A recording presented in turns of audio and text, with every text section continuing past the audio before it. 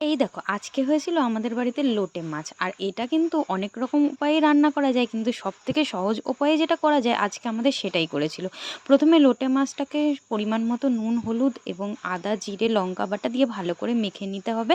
আর কড়াইতে তেল গরম হলে দিয়ে দিতে হবে কালো জিরে আর পেঁয়াজ কুচি, ভালো করে একটু ভেজে নিয়ে সঙ্গে সঙ্গেই দিয়ে দিতে হবে পেঁয়াজ আর আদার রসুনের একটু পেস্ট। তারপরে একটু ভেজে নিয়েই মাছটাকে দিয়ে দিতে হবে কড়াইতে। এখানে কিন্তু আর কিছুই করার প্রয়োজন নেই, ওই যে বললাম সব থেকে সহজ উপায়।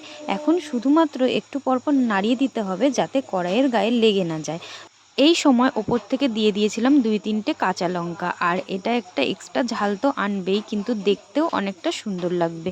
এবার এই মাছটা দেখো আস্তে আস্তে জল শুকিয়ে ফ্রাই হয়ে যাবে, এক্সট্রা কোনো জলও দেওয়ার প্রয়োজন নেই, আর কিচ্ছু করার প্রয়োজন নেই। পুরোপুরি ফ্রাই হওয়ার পরে এইরকম দেখতে হয়েছিল। আর আমার তো লোটে মাছ খুবই পছন্দের, এটা গরম ভাতের সঙ্গে জমে যাবে কিন্তু।